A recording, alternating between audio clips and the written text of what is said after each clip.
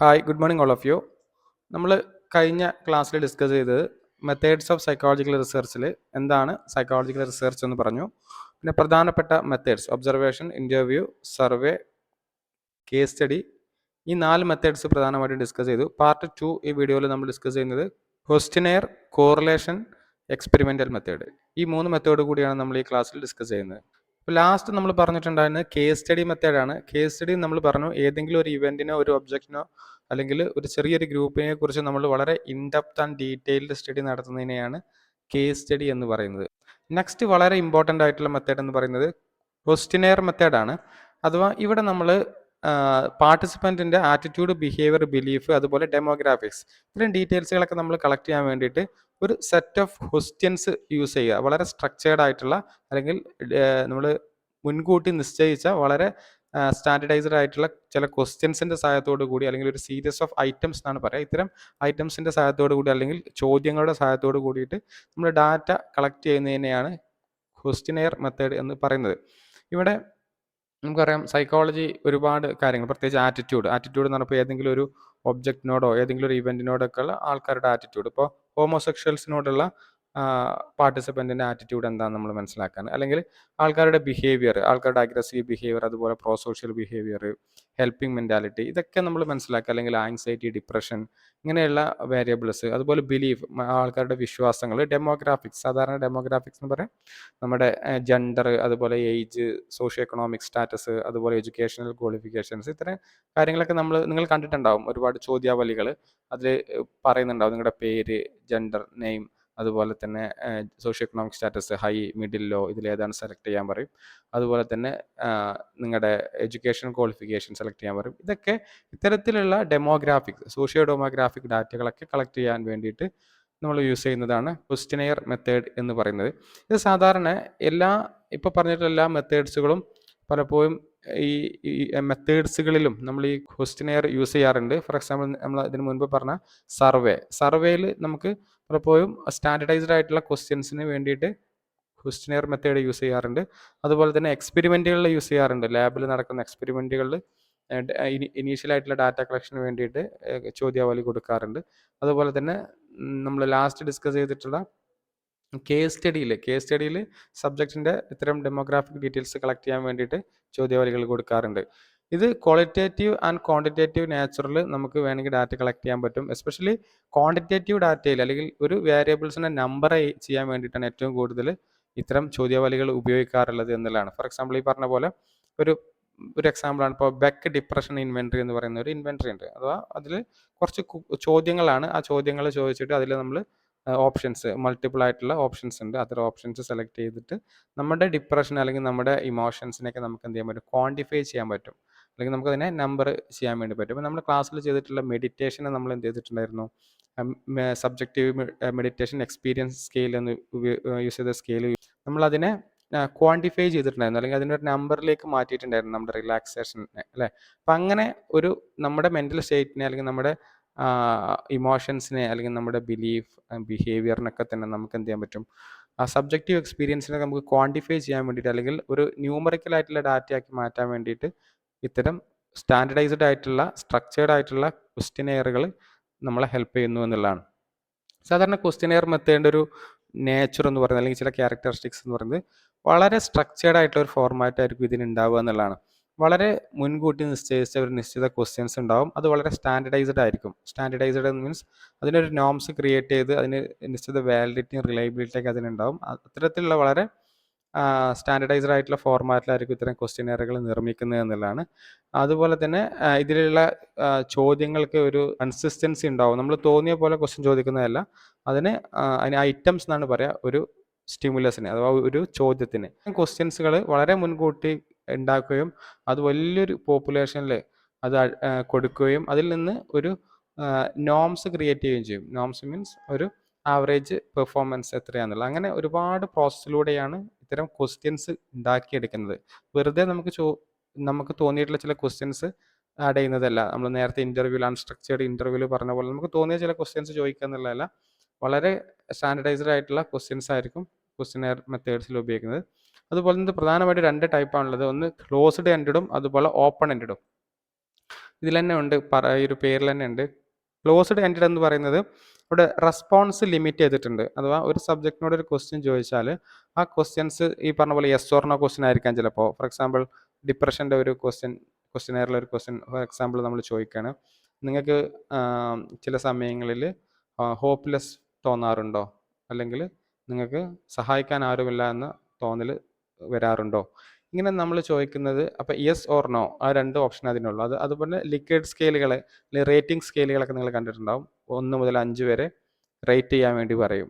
നിങ്ങൾക്ക് നന്നായിട്ട് തോന്നുന്നുണ്ട്, തീരെ തോന്നുന്നില്ല, അല്ലെങ്കിൽ വളരെയധികം തോന്നുന്നുണ്ട്, ഇങ്ങനെയുള്ള ഓപ്ഷൻസ് ഒക്കെ കൊടുത്തിട്ട് ചെയ്യാം. അതുപോലെ തന്നെ മറ്റ് മൾട്ടിപ്പിൾ ഓപ്ഷൻസ് ഒക്കെ കൊടുത്തിട്ടുള്ള ക്വസ്റ്റ്യനറുകളൊക്കെ നിങ്ങൾ കണ്ടിട്ടുണ്ടാവും. അഥവാ അവിടെ ഏത് റെസ്പോണ്ട് ചെയ്യണം എന്നുള്ളതിന് ലിമിറ്റ് ചെയ്തിട്ടുള്ളതാണ് ക്ലോസ്ഡ് എൻഡഡ് എന്ന് പറയുന്നത്. ഓപ്പൺ എൻഡഡ് എന്നുള്ളത് ഈ പറഞ്ഞ പോലെ അങ്ങനെ ലിമിറ്റേഷൻസ് ഇല്ലാത്തതാണ് ഓപ്പൺ എൻഡഡ്. ഫ്രീ ആയിട്ട് ടെക്സ്റ്റ് ചെയ്യാൻ വേണ്ടി പറ്റും, അല്ലെങ്കിൽ ഫ്രീ ആയിട്ട് റെസ്പോണ്ട് ചെയ്യാൻ വേണ്ടി പറ്റും. ഒരു എസ്സേ ടൈപ്പ് ക്വസ്റ്റ്യൻ ചോദിക്കുകയാണ്, നിങ്ങൾക്ക് ഒരു നെഗറ്റീവായിട്ട് അല്ലെങ്കിൽ ലൈഫിൽ വളരെ തിക്താനുഭവം, നിങ്ങൾക്ക് എപ്പോഴും മറക്കാൻ പറ്റാത്ത അല്ലെങ്കിൽ വളരെ ഇമോഷണൽ റിയാക്ഷൻസ് ഉണ്ടാക്കിയിട്ടുള്ള ഒരു അനുഭവത്തെക്കുറിച്ച് ഞാൻ എഴുതാൻ വേണ്ടി പറയാം. ഒരു എസ്സേ ടൈപ്പ് പോലെ, അല്ലെങ്കിൽ നിങ്ങളുടെ അനുഭവം വിവരിക്കാൻ വേണ്ടി പറയുന്നത് ഒരു ഓപ്പൺ എൻഡഡ് ക്വസ്റ്റ്യനെയറിൻ്റെ എക്സാമ്പിളാണ്. അപ്പം ഇങ്ങനെ റെസ്പോൺസിനെ ലിമിറ്റ് ചെയ്തിട്ടും റെസ്പോൺസിനെ ലിമിറ്റ് ചെയ്യാതെയും പാർട്ടിസിപ്പൻറ്റിന് ഫ്രീ ആയിട്ട് റെസ്പോണ്ട് ചെയ്യുന്ന രീതിയിലും ഉള്ള ക്വസ്റ്റ്യനെയറുകൾ കാണാൻ വേണ്ടി പറ്റും എന്നുള്ളതാണ്. അതുപോലെ തന്നെ ഡെലിവറി മോഡ് എന്ന് പറയുന്നത് വ്യത്യസ്ത രീതിയിൽ നമുക്കിതിനെ ഡെലിവറി ചെയ്യാൻ പറ്റും. ഒന്ന് പേപ്പർ, സാധാരണ നമ്മൾ കൂടുതൽ കണ്ടിട്ടുള്ളത് ഇത്തരം ചോദ്യങ്ങൾ പേപ്പറിൽ കോപ്പി എടുത്തിട്ട് കാണുക എന്നുള്ളതാണ്. അതുപോലെ തന്നെ ഓൺലൈനായിട്ടുള്ള ഇത്തരം ക്വസ്റ്റ്യനെയറുകൾ നിങ്ങൾ കണ്ടിട്ടുണ്ടാവും. ഞാൻ ഇന്നലെ പറഞ്ഞ ഓൺലൈൻ സർവേകളിലൊക്കെ ഗൂഗിൾ ഫോം ഉണ്ടാക്കിയിട്ടോ അല്ലെങ്കിൽ മറ്റു ഇത്തരത്തിലുള്ള ഓൺലൈൻ റിസോഴ്സസ് യൂസ് ചെയ്തുകൊണ്ടുള്ള രീതികൾ. അതുപോലെ തന്നെ മൊബൈൽ ആപ്ലിക്കേഷൻസ്, ചോദ്യങ്ങൾ അടങ്ങിയിട്ടുള്ള മൊബൈൽ ആപ്ലിക്കേഷൻസ് ഇമെയിൽ വഴി ഇത്തരം ചോദ്യാവലികൾ സെൻഡ് ചെയ്യുകയും കളക്ട് ചെയ്യുകയും ചെയ്യുന്ന മാതൃകകളുണ്ട്.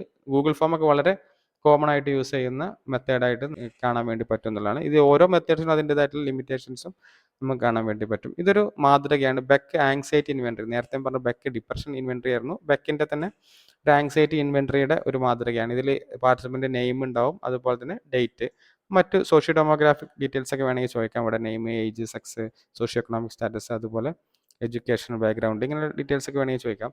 ഇതിൽ കണ്ടോ ഓപ്ഷൻസ് കൊടുത്തിട്ടുണ്ട്. ഇപ്പം നംനെസ് എന്നുള്ള ഒരു ഐറ്റംസിന്, അല്ലെങ്കിൽ ഇങ്ങനെ ഒരു സ്റ്റിമുലസ്, അല്ലെങ്കിൽ ഒരു ക്വസ്റ്റ്യൻ അല്ലെങ്കിൽ ഒരു സ്റ്റേറ്റ്മെൻറ്റ് കൊടുത്തിട്ട് ഇവിടെ നോട്ട് അറ്റ് ആൾ, തീരെ ഇല്ല, അല്ലെങ്കിൽ ചില സമയങ്ങളിലുണ്ട്, മോഡറേറ്റ് ആണ്, അല്ലെങ്കിൽ എപ്പോഴും ഉണ്ട്, ഇങ്ങനെയുള്ള ഓപ്ഷൻസ്, അല്ലെങ്കിൽ 5 പോയിൻറ്റോ അങ്ങനെയൊക്കെ ആയിട്ട് ഒരുപാട് ഓപ്ഷൻസ് കൊടുത്തിട്ട് ചെയ്യും. ഇപ്പോൾ നെർവസ്നെസ്, ഇങ്ങനെയുള്ള ഓരോ സ്റ്റേറ്റ്മെൻറ്റ്, ഓരോ സിറ്റുവേഷൻസ് കൊടുത്തിട്ട് അതിനോട് റെസ്പോണ്ട് ചെയ്യുന്ന രീതി കണ്ടിട്ടുണ്ടാവും. ഇതിനൊരു സ്പെഷ്യൽ അല്ലെങ്കിൽ വളരെ സ്റ്റാൻഡർഡൈസ് ആയിട്ടുള്ള ഒരു സ്കോറിംഗ് മെത്തേഡ് ഉണ്ടാവും. ചിലപ്പോൾ ഈ പറഞ്ഞ പോലെ ഇത് റെസ്പോണ്ട് ചെയ്ത് 0 ആയിരിക്കാം, ഇതിന് 1 ആയിരിക്കാം, 2 ആയിരിക്കാം, അങ്ങനെ നമുക്കൊരു സ്റ്റാൻഡർഡൈസ്ഡ് ആയിട്ടുള്ള മുൻകൂട്ടി നിശ്ചയിച്ചൊരു സ്കോറിംഗ് രീതി ഇതിലുണ്ടാവും എന്നുള്ളതാണ്.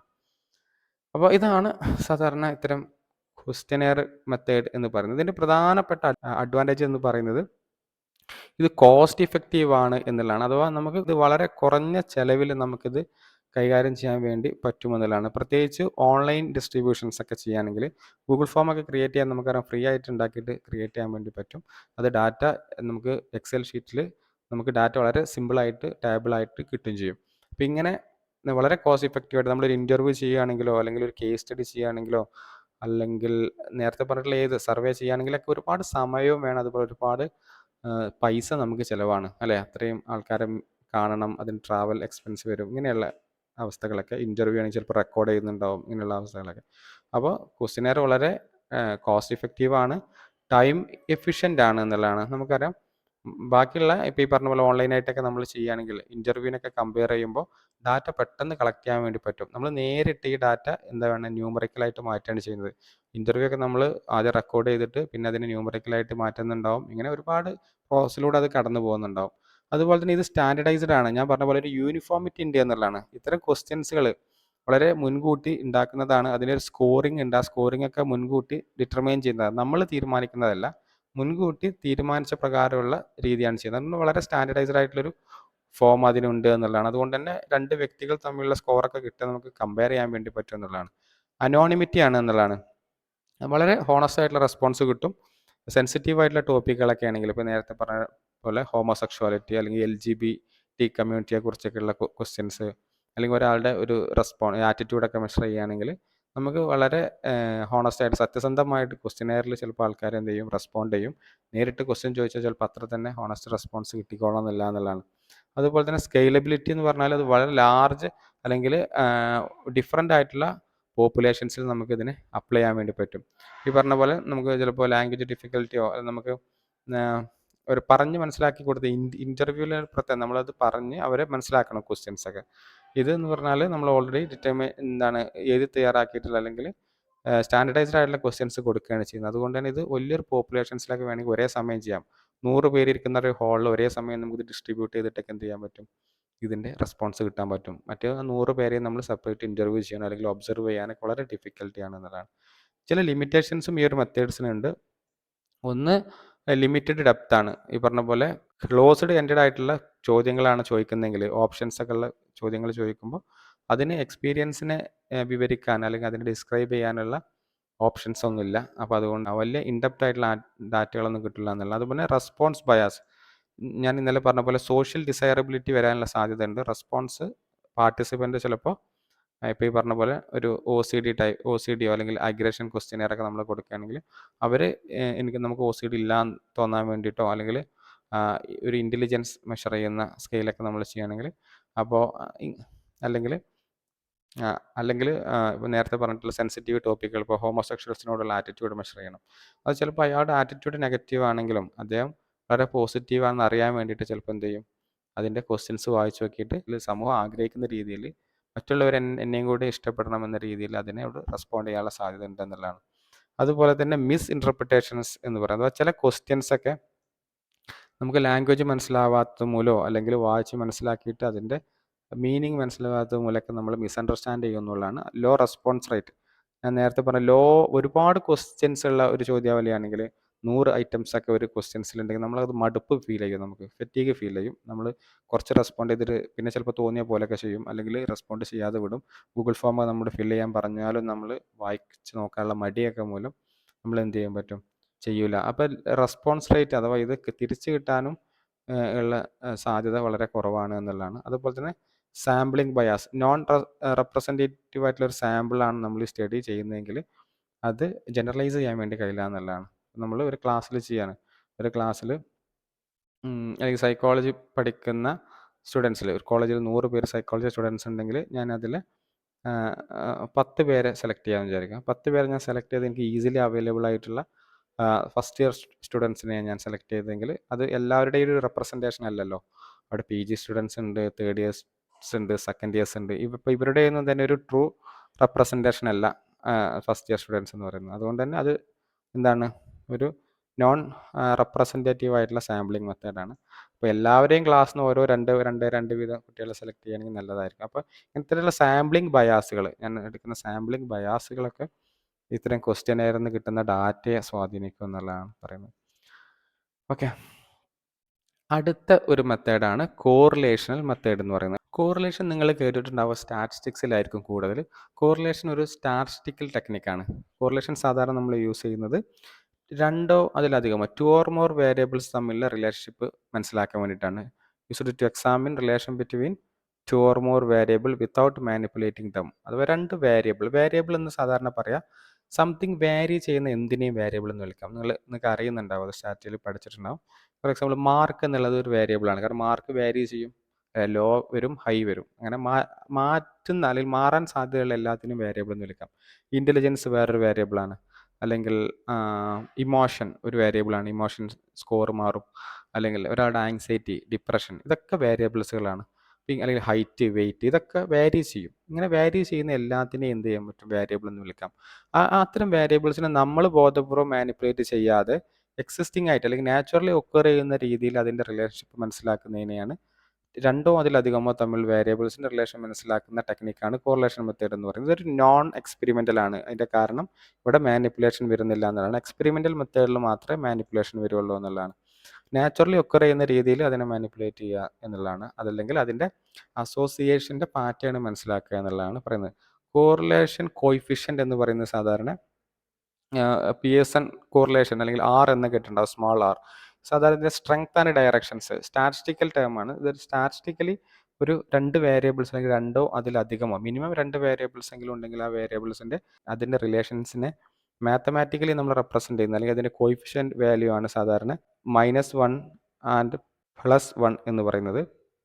അപ്പോൾ ഇതിനിടയിലുള്ളൊരു വാല്യൂ ആയിരിക്കും കോറിലേഷൻ കോയിഫിഷ്യൻ്റ് എന്ന് പറയുന്നത്. ഓക്കെ, അപ്പോൾ ഇവിടെ നിങ്ങൾക്കറിയാം -1 ഉണ്ട്. ഇത് സ്ട്രോങ് നെഗറ്റീവ് കോറിലേഷനാണ് ഇൻഡിക്കേറ്റ് ചെയ്യുന്നത്. അതുപോലെ തന്നെ +1 എന്ന് പറയുന്നത് പോസിറ്റീവ് ആയിട്ടുള്ള സ്ട്രോങ് പോസിറ്റീവ് കോറിലേഷൻ. ഇതൊരു എക്സാമ്പിൾ പറയുമ്പോൾ നിങ്ങൾക്ക് ഈസിലി മനസ്സിലാവും.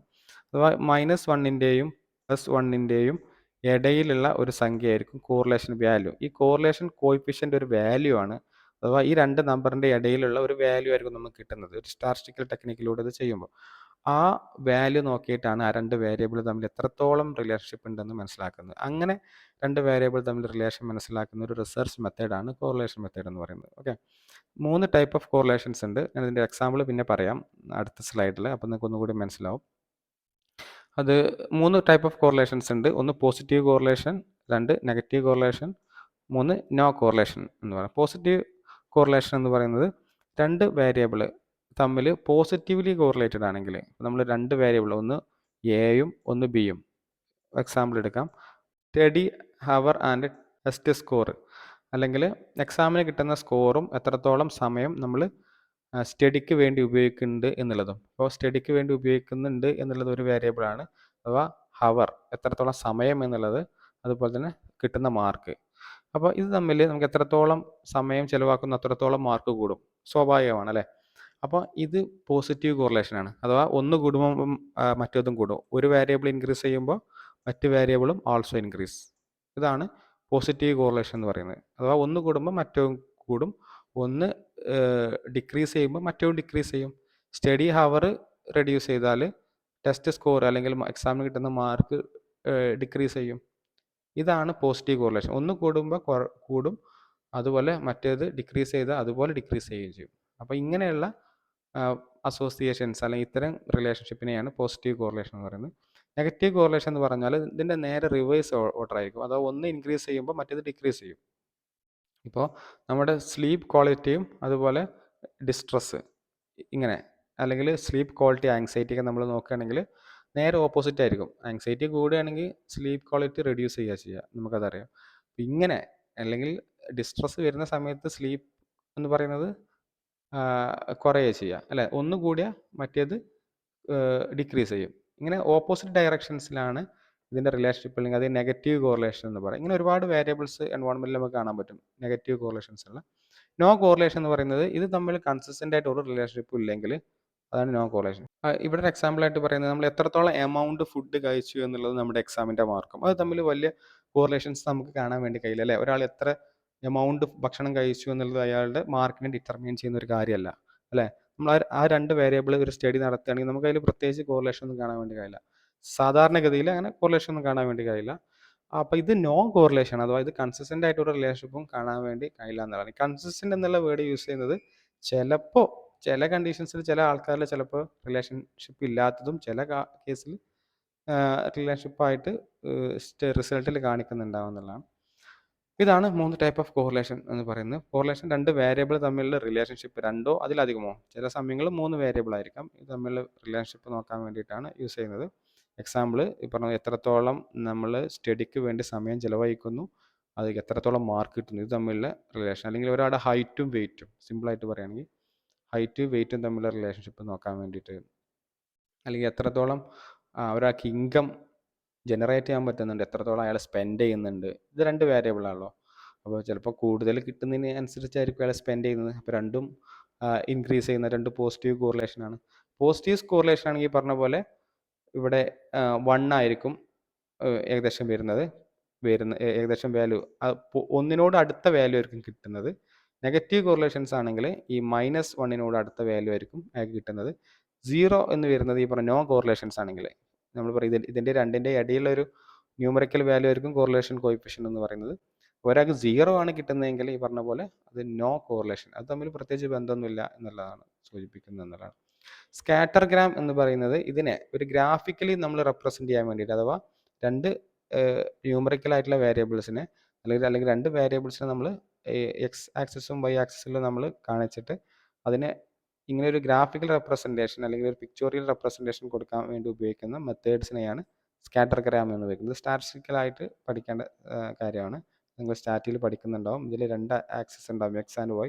ഇതിൽ ഒന്നിൽ ഒരാൾ എക്സാമിന് കിട്ടിയ ഫിസിക്സിന് കിട്ടിയ മാർക്കും മാത്സിന് കിട്ടിയ മാർക്കും. ഇത് സൈക്കോളജിക്കൽ വേരിയബിൾ അല്ല. ഇവിടെ വേണമെങ്കിൽ നമുക്ക് ആങ്സൈറ്റി, സ്ലീപ്പ് ഇങ്ങനെയൊക്കെ വേണമെങ്കിൽ മാറ്റാൻ പറ്റും. അപ്പോൾ ഈ മാർക്ക് തമ്മിലുള്ള കോറിലേഷൻസ് നമുക്ക് മനസ്സിലാക്കാൻ പറ്റുന്നതാണ് ഇവിടെ കണ്ടത്. ഒരു സ്കാറ്റർ ഈ ഡയഗ്രാം വെച്ചിട്ട് തന്നെ നമുക്ക് എന്ത് ചെയ്യാൻ പറ്റും, ഇതിൻ്റെ കോറിലേഷൻ മനസ്സിലാക്കാൻ പറ്റും. ഇതിങ്ങനെ അപ്വാർഡ് ഡയറക്ഷൻസിലാണ്. ഇപ്പോൾ ഇതിൽ എക്സാമ്പിൾ കാണിച്ചിട്ടുള്ളത് അപ്വാർഡാണ് രണ്ടും. ഒന്ന് കൂടുമ്പോൾ മറ്റേ കൂടുന്നുണ്ട്. ഇതൊരു പോസിറ്റീവ് കോറിലേഷനാണ്. മാത്തമാറ്റിക്സിൻ്റെ മാർക്ക് കൂടുന്ന കുട്ടികളിൽ ഫിസിക്സിൻ്റെ മാർക്കും കൂടുന്നുണ്ട് എന്നുള്ളതാണ് സൂചിപ്പിക്കുന്നത്.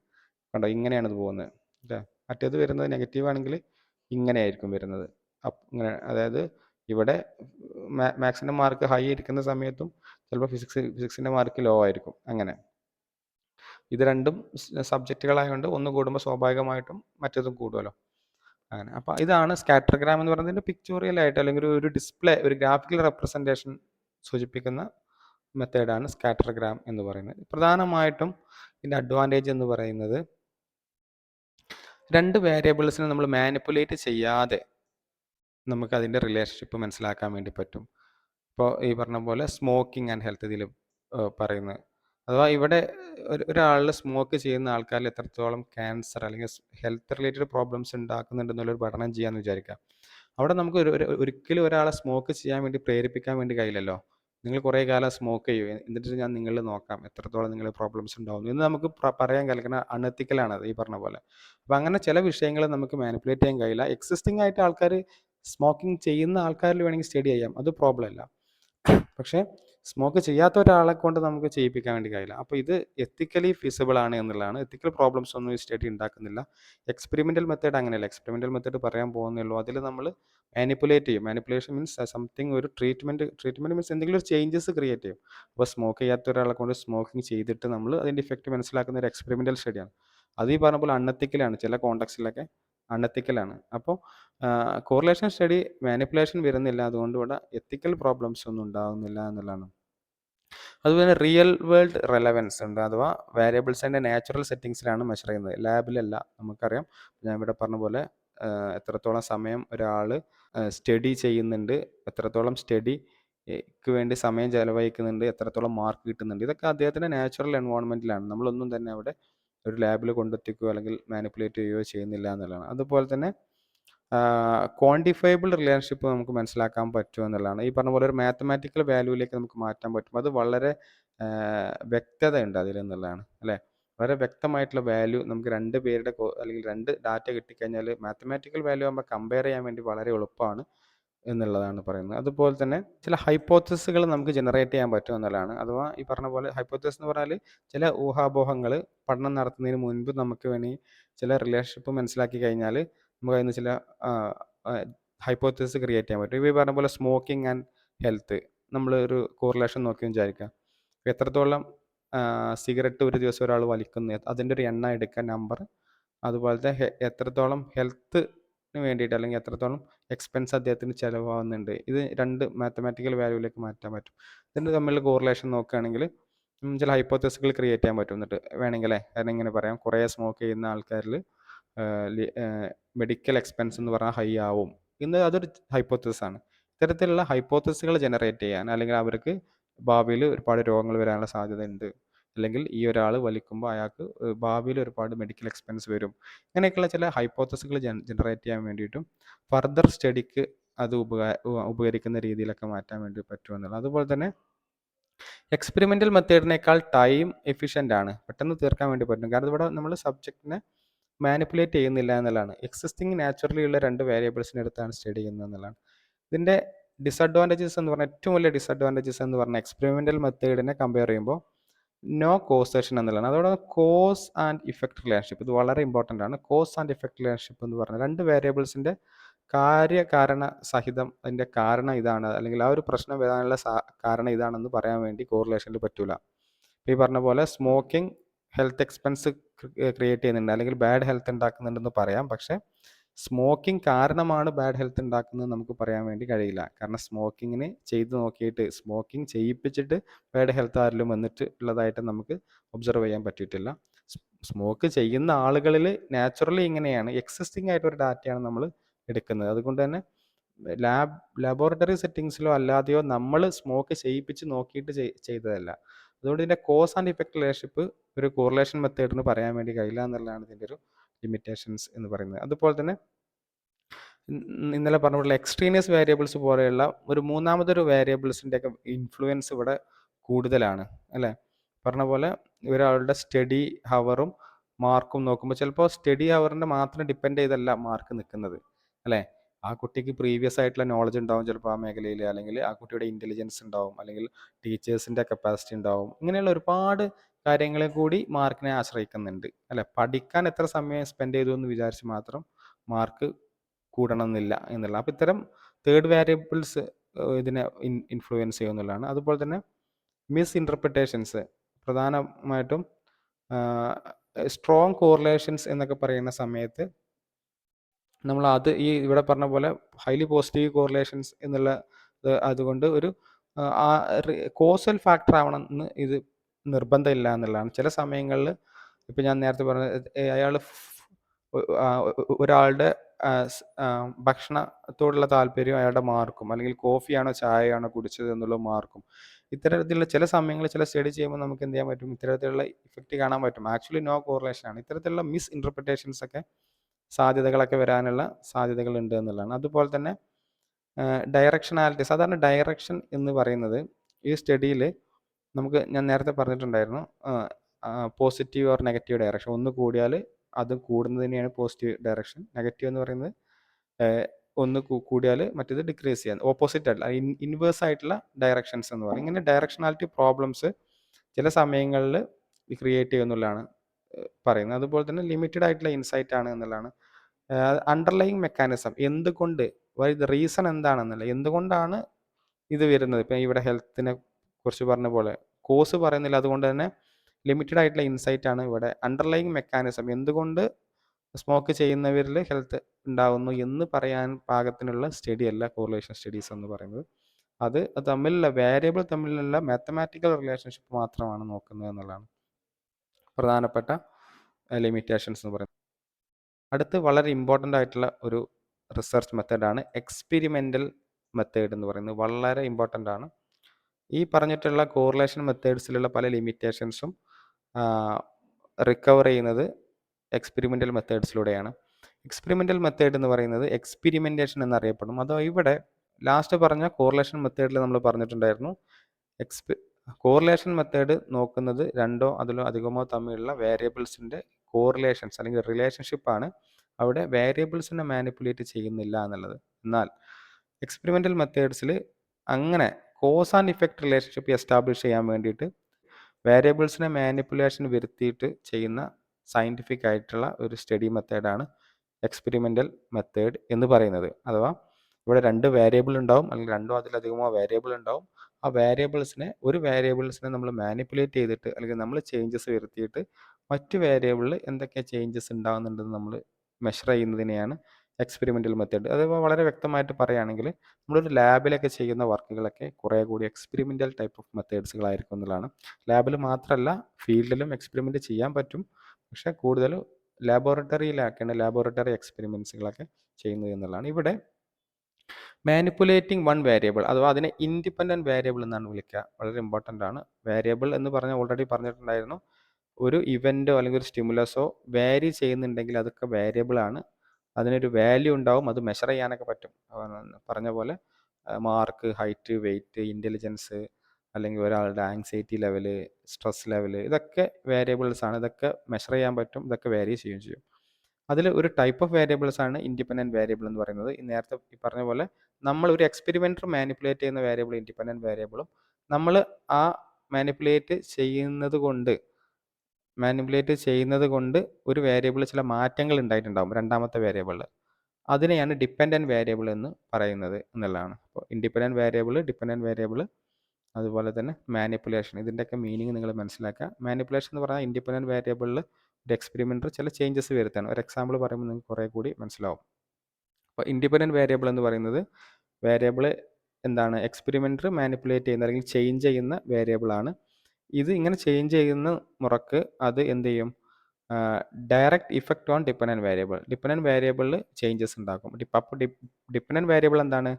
Variable being measured in an experiment. ഒരു എക്സ്പെരിമെൻറ്റിൽ ഇൻഡിപെൻഡൻറ്റ് വേരിയബിൾസിൽ ഉണ്ടാക്കുന്ന ചേഞ്ചസ് മൂലം ഒരു ചേഞ്ച് ഉണ്ടാവുകയും അതൊരു എക്സ്പെരിമെൻറ്റിൽ നമ്മൾ മെഷർ ചെയ്യുകയും ചെയ്യുമ്പോൾ അതാണ് ഡിപ്പെൻഡൻറ്റ് വേരിയബിൾ എന്ന് പറഞ്ഞത്. വളരെ സിമ്പിളായിട്ടൊരു എക്സാമ്പിൾ നോക്കാം. ഒന്ന് റിവാർഡും അതുപോലെ തന്നെ ലേണിങ്ങും. 2 വേരിയബിൾ.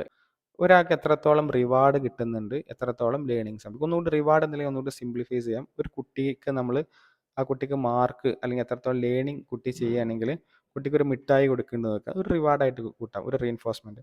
ആ കുട്ടിക്ക് എത്രത്തോളം മിഠായി കൊടുക്കുന്നുണ്ട് അത്രത്തോളം ലേണിംഗ് സംഭവിക്കുന്നുണ്ട് അല്ലേ? അല്ലെങ്കിൽ ആ കുട്ടി എന്ത് ചെയ്യാണ്, ലേണിംഗ് ചെയ്യാനുള്ള സാധ്യതയുണ്ട്, അല്ലെങ്കിൽ കൂടുതൽ മാർക്ക് വാങ്ങാം, ഇങ്ങനെയൊക്കെയുള്ള സാധനങ്ങൾ. അപ്പോൾ ഇവിടെ റിവാർഡ് എന്നുള്ളത് എന്താണ്? ഒരു ഇൻഡിപെൻഡൻറ്റ് വേരിയബിൾ ആണ്. ഇൻഡിപെൻഡൻറ്റ് വേരിയബിൾ എന്ന് പറഞ്ഞാൽ റിവാർഡ് നമ്മൾ മാനിപ്പുലേറ്റ് ചെയ്യാൻ പറ്റും. നമ്മൾ ചേഞ്ച് ചെയ്യുന്നുണ്ട്. കുട്ടി ആദ്യം പഠിച്ചപ്പോൾ നമ്മൾ ഒരു മിഠായി കൊടുത്തു, പിന്നെ കുറേ മാർക്ക് വാങ്ങിയപ്പോൾ അല്ലെങ്കിൽ കുറച്ചും കൂടി മാർക്ക് നമ്മൾ 2 മിഠായി കൊടുത്തു, അല്ലെങ്കിൽ വേറെ കുട്ടിക്ക് നമ്മൾ മിഠായി തീരെ കൊടുത്തതേ ഇല്ല. ഇങ്ങനെയുള്ള മാനിപ്പുലേഷൻസ്, ഇത്തരം ചേഞ്ചസുകൾ ആ മിഠായി എന്നുള്ളതിന് അല്ലെങ്കിൽ റിവാർഡ് എന്നുള്ളതിനെ നമ്മൾ ചേഞ്ച് ചെയ്യുന്നുണ്ട്. അഥവാ ഒരു എക്സ്പെരിമെൻറ്റർക്ക് മാനിപ്പുലേറ്റ് ചെയ്യാൻ പറ്റുന്ന, ചേഞ്ച് ചെയ്യാൻ പറ്റുന്ന വേരിയബിളാണ് ഇൻഡിപെൻഡൻറ്റ് വേരിയബിൾ. അവിടെ എക്സ്പെരിമെൻ്ററാണ് തീരുമാനിക്കാൻ അത് എങ്ങനെ കൊടുക്കണം, എത്ര കൊടുക്കണം, അല്ലെങ്കിൽ ചേഞ്ച് വേണോ വേണ്ടയോ എന്നൊക്കെ തീരുമാനിക്കുന്നത്. ഓക്കെ, ഇങ്ങനെ ഇൻഡിപെൻഡൻറ്റ് വേരിയബിളിൽ ചേഞ്ച് മൂലം അതിൻ്റെ ഒരു ഓപ്പോസിറ്റ് ഒരു വേരിയബിളും കൂടി ഉണ്ടാവുമല്ലോ, ആ വേരിയബിൾ ഉണ്ടാകുന്ന ചേഞ്ചാണ് ഡിപ്പെൻഡൻറ്റ് വേരിയബിൾ. ഇവിടെ പറഞ്ഞ പോലെ ലേണിംഗ് അല്ലെങ്കിൽ മാർക്ക് ഒക്കെ പറയാം. റിവാർഡ് കൊടുക്കുന്നത് കൊണ്ട് ആ റിവാർഡിൻ്റെ ഫലമായിട്ട് മാർക്കിൽ മാറ്റം ഉണ്ടാകുന്നു അല്ലേ? അപ്പോൾ അത് മാർക്ക് എന്ന് പറയുന്നത് അല്ലെങ്കിൽ ലേണിംഗ് എന്നൊക്കെ പറയുന്നത് എന്താണ്? ഇവിടെ ഡിപ്പെൻഡൻറ്റ് വേരിയബിൾ ആണ്, അല്ലെങ്കിൽ മെഷർഡ് വേരിയബിൾ എന്ന് കൂടി പറയാം അതിനെ. നമ്മൾ മെഷർ ചെയ്യുന്നത് ഏതാണ്? ലേണിംഗ് ആയിരിക്കും, അല്ലെങ്കിൽ എത്ര മാർക്ക്, അല്ലെങ്കിൽ മാർക്കാണ് മെഷർ ചെയ്യുന്നത്. അപ്പോൾ ഇതാണ്, അല്ലെങ്കിൽ മാർക്ക് അല്ലെങ്കിൽ ലേണിംഗ് ബിഹേവിയർ ആണ് എന്തുള്ളത് ഇവിടെ ഡിപ്പെൻഡൻറ്റ് വേരിയബിൾ എന്ന് പറയുന്നത്. ഇവിടെ റിവാർഡ് അല്ലെങ്കിൽ റീഇൻഫോഴ്സ്മെൻറ്റ് മിഠായി കൊടുക്കുക എന്ന് പറഞ്ഞാൽ ഇൻഡിപെൻഡൻറ്റ് വേരിയബിൾ ആണ്. ഇൻഡിപെൻഡൻറ്റ് വേരിയബിൾ ആണ് നമ്മൾ ചേഞ്ച് ചെയ്യുന്നത്. ആ ചേഞ്ച് റിഫ്ലക്റ്റ് ആവുന്നത് ലേണിങ്ങിൽ അല്ലെങ്കിൽ ഡിപ്പെൻഡൻറ്റ് വേരിയബിൾ ആണ്. ഓക്കെ, അതുപോലെ തന്നെ sleep deprivation, memory retention. Memory retention എത്രത്തോളം മെമ്മറീസ് ഓർത്തെടുക്കാൻ പറ്റുന്നുണ്ടെന്നുള്ളതാണ്. നമുക്കറിയാം സ്ലീപ്പ് കൂടുന്നതിനനുസരിച്ച്, സ്ലീപ്പ് ഡിപ്രിവിയേഷൻ എന്ന് പറഞ്ഞാൽ സ്ലീപ്പ് ഇല്ലാത്ത അവസ്ഥ, ലാക്ക് ഓഫ് സ്ലീപ്പ് അല്ലെങ്കിൽ ഉറക്കം ഇല്ലാത്ത അവസ്ഥ. മെമ്മറി റിട്ടൻഷൻ എന്ന് പറഞ്ഞാൽ മെമ്മറി ഓർത്തെടുക്കാൻ പറ്റുന്ന അവസ്ഥ. ഇവിടെ നമുക്കറിയാം എത്രത്തോളം സ്ലീപ്പ് ഡിപ്രിവിയേഷൻ കൂടിയോ, സ്ലീപ്പ് ഡിപ്രിവേഷൻ എന്ന് പറഞ്ഞാൽ ഉറക്കക്കുറവാണല്ലോ, ഉറക്കം നമ്മൾ ബോധപൂർവം നമ്മൾ ഉറങ്ങാതിരിക്കുകയൊക്കെ ചെയ്യുന്ന. അപ്പോൾ ഇതൊരു ഇൻഡിപെൻഡൻറ്റ് വേരിയബിൾ ആണ്. നമ്മൾ ഉറക്കം കുറേ കിട്ടുന്നൊരവസ്ഥ, തീരെ ഇല്ലാത്തൊരവസ്ഥ, ഇത്തരത്തിലുള്ള മാനിപ്പുലേഷൻസ് സ്ലീപ്പിൽ നമുക്ക് വരുത്താൻ വേണ്ടി പറ്റും. അതൊരു ഇൻഡിപെൻഡൻറ്റ് വേരിയബിൾ ആണ്. എക്സ്പെരിമെൻ്റർ അങ്ങനെ മാനിപ്പുലേറ്റ് ചെയ്താൽ മെമ്മറി റിട്ടൻഷൻ എന്ന ഡിപ്പെൻഡൻറ്റ് വേരിയബിളിൽ മാറ്റം ഉണ്ടാവും. ഡിപ്പെൻഡൻറ്റ് വേരിയബിൾ എന്ന് പറഞ്ഞാൽ നമ്മൾ മെഷർ ചെയ്യുന്ന വേരിയബിളാണ്. നമ്മളിവിടെ മെഷർ ചെയ്യുന്നത് മെമ്മറിയാണ്, എത്രത്തോളം ഇന്നലെ പഠിച്ച കാര്യങ്ങൾ ഇന്ന് ഓർത്തെടുക്കാൻ പറ്റുന്നുണ്ട്. ഒരു എക്സാമ്പിളാണ്. അങ്ങനെ നോക്കുമ്പോൾ ചിലപ്പോൾ ഈ മെമ്മറി എത്രത്തോളം സ്ലീപ്പ് നമുക്ക് കിട്ടി എന്നതിനെ ആശ്രയിച്ചിരിക്കും ഇത്. ഇവിടെ സ്ലീപ്പ് എന്നുള്ളതിനെ നമ്മൾ മാനിപ്പുലേറ്റ് ചെയ്യുന്നുണ്ട്. ഇതേ വേരിയബിളിനെ കോറിലേഷൻ മെത്തേഡിൽ ഉപയോഗിക്കാം, പക്ഷേ ഇവിടെ മാനിപ്പുലേഷൻ വരുത്താതെയാണ് കോറിലേഷൻ മെത്തേഡ് ഉപയോഗിക്കുന്നത്.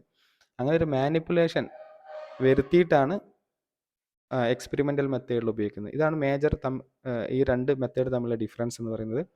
കോറിലേഷൻ മെത്തേഡ്സിൽ മാനിപ്പുലേഷൻ വരുത്തുന്നില്ല, നാച്ചുറലി അതുള്ള സംഭവം അതുപോലെ പഠിക്കുന്നു, അതുകൊണ്ട് അതിൻ്റെ കോസ് ആൻഡ് ഇഫക്റ്റ് പറയാൻ വേണ്ടി കഴിയില്ല. ഓൾറെഡി നമ്മൾ പറഞ്ഞാണ്, ഇന്ന കാരണങ്ങൾ കൊണ്ടാണ് ഇന്നത് വന്നതെന്ന് പറയാൻ കഴിയില്ല കോറിലേഷൻ മെത്തേഡിൽ. എക്സ്പെരിമെൻ്റൽ മെത്തേഡിൽ നമ്മളിവിടെ മാനിപ്പുലേഷൻ, ഇൻഡിപെൻഡൻറ്റ് വേരിയബിളിനെ മാനിപ്പുലേറ്റ് ചെയ്തിട്ടാണ് ചെയ്യുന്നത്. അതുകൊണ്ട് നമുക്കതിൻ്റെ കോസ് ആൻഡ് ഇഫക്റ്റ് റിലേഷൻഷിപ്പ്, ഇന്ന കാരണങ്ങൾ കൊണ്ടാണ് ഇന്ന വന്നതെന്ന് പറയാൻ പറ്റും. ഇവിടെ മിഠായി കൊടുത്തത് കൊണ്ടാണ് ലേണിംഗ് സംഭവിച്ചത് എന്ന് നമുക്ക് എസ്റ്റാബ്ലിഷ് ചെയ്യാൻ സാധിക്കും. കാരണം മിഠായി കൊടുക്കുന്ന സമയത്ത് നമ്മൾ മിഠായിയെ നമ്മൾ മാറ്റപ്പെടുത്തിയിട്ടുണ്ട്, എത്രത്തോളം അളവിൽ കൊടുത്തു, അല്ലെങ്കിൽ മിഠായി കൊടുത്തോ ഇല്ലയോ, ഇങ്ങനെയുള്ളതൊക്കെ ഒരു എക്സ്പെരിമെൻ്ററാണ് തീരുമാനിക്കുന്നത്. അങ്ങനെ എക്സ്പെരിമെൻ്റർ ലാബിൽ അങ്ങനെ ചെയ്തത് മൂലം, അല്ലെങ്കിൽ ഫീൽഡിൽ ചെയ്തത് മൂലമാണ് ലേണിങ്ങിൽ മാറ്റം വന്നിട്ടുള്ളത്. അതുകൊണ്ട് കോസ് ആൻഡ് ഇഫക്റ്റ് റിലേഷൻഷിപ്പ് പറയാൻ വേണ്ടി പറ്റും. സ്ലീപ്പ് ഡിപ്രിവേഷൻസ് മൂലമാണ് മെമ്മറി പ്രോബ്ലംസ് ഉണ്ടായത് എന്ന് പറയാൻ പറ്റും, കാരണം ഇവിടെ സ്ലീപ്പ് ഡിപ്രിവേഷൻ നമ്മൾ മാനിപ്പുലേറ്റ് ചെയ്തിട്ടുണ്ട്. അതിലാണ് മെമ്മറി റിട്ടൻഷൻ എന്ന ഡിപ്പെൻഡൻറ്റ് വേരിയബിൾ ചേഞ്ച് ഉണ്ടായിട്ടുള്ളത്. ഇതാണ് പ്രധാനമായിട്ടും എക്സ്പെരിമെൻറ്റേഷൻ. ഇതിൽ പ്രധാനപ്പെട്ട 2 ടൈപ്പാണ് ലാബ് എക്സ്പെരിമെൻറ്ററും ഫീൽഡ് എക്സ്പെരിമെൻറ്റ്സും. ലാബ് എക്സ്പെരിമെൻറ്റ്സ് എന്ന് പറയുന്നത് സാധാരണ ഒരു വളരെ നിയന്ത്രിതമായിട്ടുള്ള, ഒരു കൺട്രോൾഡ് ആയിട്ടുള്ള ഒരു സാഹചര്യത്തിൽ വേരിയബിൾസിനെ കുറിച്ച് നമ്മൾ പഠനം നടത്തുന്നതാണ് ലാബ് എന്ന് പറയുന്നത്. ഓൾറെഡി ഞാൻ പറഞ്ഞു, ഒരു ലാബ് സെറ്റിങ്സ് എന്ന് പറയുന്നത് ഒരു നാച്ചുറൽ എൻവയോൺമെൻ്റ് അല്ല, വളരെ നിയന്ത്രിതമായിട്ട് ആർട്ടിഫിഷ്യലി ക്രിയേറ്റ് ചെയ്തിട്ടുള്ള ഒരു സാഹചര്യമായിരിക്കും ലാബ് എന്ന് പറയുന്നത്. ലാബ് എക്സ്പെരിമെൻ്റ് ഒരു പ്രധാനപ്പെട്ട പ്രത്യേകത അവിടെ നമുക്ക് ആ സ്റ്റഡി വീണ്ടും ഡ്യൂപ്ലിക്കേറ്റ് ചെയ്യാനും റെപ്ലിക്കേറ്റ് ചെയ്യാനും സാധിക്കും എന്നുള്ളതാണ്. എഗെയിൻ നമുക്ക് ആ സ്റ്റഡി വേണമെങ്കിൽ ലാബിൽ സംഭവിപ്പിക്കാം. ഫീൽഡിൽ അത് പോസിബിൾ അല്ല. ഫീൽഡ് എന്ന് പറയുന്നത് അതിൻ്റെ റിയലിസ്റ്റിക് സെറ്റിങ്സിലാണ്. ഇപ്പോൾ ഈ പറഞ്ഞ പോലെ ചില ഫീൽഡ് എക്സ്പെരിമെൻറ്റുകളൊക്കെ നിങ്ങൾ കണ്ടിട്ടുണ്ടാവും. യൂട്യൂബിലൊക്കെ ഒരാൾക്ക് ചിലപ്പോൾ എന്തെങ്കിലും ഒരു ഹെൽപ്പ് സീക്കേഴ്സ് അല്ലെങ്കിൽ സഹായം ചോദിക്കുകയും ആൾക്കാരെ എത്രത്തോളം ഹെൽപ്പ് ചെയ്യുന്നുണ്ടോ എന്നുള്ള ഫീൽഡ് എക്സ്പെരിമെൻറ്റുകളൊക്കെ കാണാൻ വേണ്ടി പറ്റും. അപ്പോൾ അതൊക്കെ റിയലിസ്റ്റിക് സെറ്റിങ്സിലാണ്. വല്ല പാർക്കിലോ അല്ലെങ്കിൽ ഇവിടെയൊക്കെ ചെയ്യും. ഒബ്സർവേഷൻ അല്ലാതെ തന്നെ എക്സ്പെരിമെൻറ്റ്സുകൾ സബ്ജക്റ്റിനെ മാനിപ്പുലേറ്റ് ചെയ്തിട്ട് നടത്തുന്ന എക്സ്പെരിമെൻറ്റുകൾ ഫീൽഡിൽ ചെയ്യാൻ പറ്റും. അതാണ് ഫീൽഡ് എക്സ്പെരിമെൻ്റ് എന്ന് പറയുന്നത്. ഓക്കെ, ഇതല്ലാതെ ലാബിൽ ചെയ്യുന്ന എക്സ്പെരിമെൻറ്റ്സുകൾ വളരെ നിയന്ത്രിതമായിട്ടുള്ള സാഹചര്യത്തിൽ ചെയ്യുന്നത് ലാബ് എക്സ്പെരിമെൻ്റ് എന്ന് പറയുന്നത്. ഈ പറഞ്ഞ പോലെ റെപ്ലിക്കേറ്റ് ചെയ്യാൻ പറ്റും, അക്യുറേറ്റ് റിസൾട്ട് ആയിരിക്കും. കാരണം തേർഡ് വേരിയബിൾസ് ഒന്നും, അല്ലെങ്കിൽ നേരത്തെ പറഞ്ഞ പോലെ എക്സ്ട്രീനിയസ് വേരിയബിൾസ് ഒന്നും തന്നെ ഇവിടെ സ്വാധീനിക്കില്ല. പിന്നെ ലാബ് ഐഡൻറ്റിക്കലാണ്. എല്ലാ ലാബിലും നമ്മൾ ഐഡൻറ്റിക്കലായിട്ട് മാറ്റങ്ങൾ കൊണ്ടുവരാൻ പറ്റും. മറ്റ് നോയ്സുകളൊന്നും ഇവിടെ സ്വാധീനിക്കില്ല എന്നുള്ളതാണ്. പക്ഷേ ഫീൽഡിൽ അങ്ങനെയല്ല. മറ്റ് വേരിയബിൾസിനെ കൺട്രോൾ ചെയ്യാൻ വേണ്ടിയിട്ട് നമുക്ക് എന്ത് ചെയ്യാൻ പറ്റും, ഫീൽഡിൽ കൺട്രോൾ ചെയ്യാൻ വേണ്ടി സാധിക്കില്ല എന്നുള്ളതാണ് പറയുന്നത്. റിസൾട്ടിനെ അതുകൊണ്ട് തന്നെ ഇൻഫ്ലുവൻസ് ചെയ്യാൻ സാധ്യത ഉണ്ട് എന്നുള്ളതാണ് പറയുന്നത്.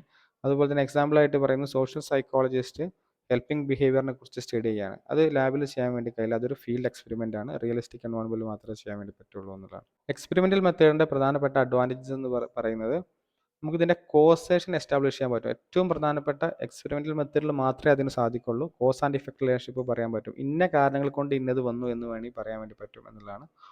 പിന്നെ നമുക്ക് ലാബോറട്ടറി സെറ്റിങ്സിലൊക്കെ ചെയ്യുകയാണെങ്കിൽ മാനിപ്പുലേഷൻസ് വേരിയബിൾസിനെ നമുക്ക് നിയന്ത്രിക്കാനും മാനിപ്പുലേറ്റ് ചെയ്യാനൊക്കെ സാധിക്കുമെന്നുള്ളതാണ്. ഇൻഡിപെൻഡൻറ്റ് വേരിയബിൾസിനെ നമുക്ക് നിയന്ത്രിക്കാൻ വേണ്ടി അല്ലെങ്കിൽ അതിനെ മാനിപ്പുലേറ്റ് ചെയ്യാൻ സാധിക്കും. അതിനെ അധികമായിട്ട് കൊടുക്കാനോ തീരെ കൊടുക്കാതിരിക്കാനൊക്കെ പറ്റും. അങ്ങനെ ചെയ്തിട്ടാണ് ഡിപെൻഡൻറ്റ് വേരിയബിൾ നമ്മൾ ചേഞ്ചസ് ഉണ്ടാക്കുന്നത്, അല്ലെങ്കിൽ ചേഞ്ചസ് ഉണ്ടോ എന്ന് നമ്മൾ പരിശോധിക്കുന്നത് എന്നുള്ളതാണ്.